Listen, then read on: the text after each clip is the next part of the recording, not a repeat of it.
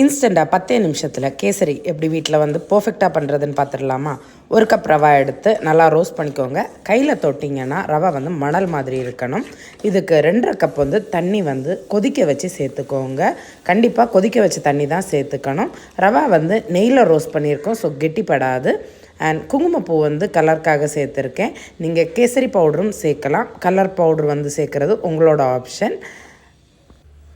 ஒரு cup ரவாவுக்கு 2 cup sugar வந்து சேர்த்துக்கிட்டிங்கன்னா கரெக்டாக இருக்கும்.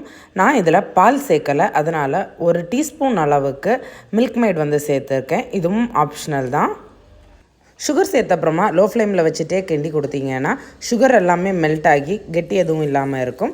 என்கிட்ட பாதாம் தான் இருந்துச்சு, கேஷ்யூஸ் இல்லை. ஸோ நான் நெய்யில் வந்து பாதாமை ரோஸ்ட் பண்ணி சேர்த்துருக்கேன். கேஷ்யூஸ் இருந்துட்டுனா கேஷ்யூ ரைசன்ஸ்ன்னு உங்களோட ஆப்ஷனுக்கு ஏற்ற மாதிரி நீங்களும் சேர்த்துக்கலாம். லோ ஃப்ளேமில் 5 நிமிஷம் லிட் வச்சு கவர் பண்ணிவிட்டு குக் பண்ணுங்கள். இப்போ பார்த்தீங்கன்னா பர்ஃபெக்டாக வந்து ரெடியாக இருக்குது. ஒரு கப் ரவாவுக்கு 4 டேபிள் ஸ்பூன் நெய் வந்து கரெக்டாக இருக்கும். 2 டேபிள் ஸ்பூன் நெய், 2 டேபிள் ஸ்பூன் ஆயில்னு சேர்த்துக்கிட்டிங்கன்னா திகட்டாது பர்ஃபெக்டாக வந்து இருக்கும். இங்கே குங்குமப்பூவை சேர்க்குறப்போ பால் இல்லைன்னா ஹாட் வாட்டரில் சோக் பண்ணிவிட்டு சேருங்க. இன்னும் ரிச்சான கலர் வந்து உங்களுக்கு கிடைக்கும். சொல்ல மறந்துட்டு குக் பண்ணுறப்போ ஒரு பிஞ்ச் சால்ட் மட்டும் சேர்த்துக்கோங்க. இன்னும் டேஸ்ட்டை வந்து என்ஹான்ஸ் பண்ணி கொடுக்கும்.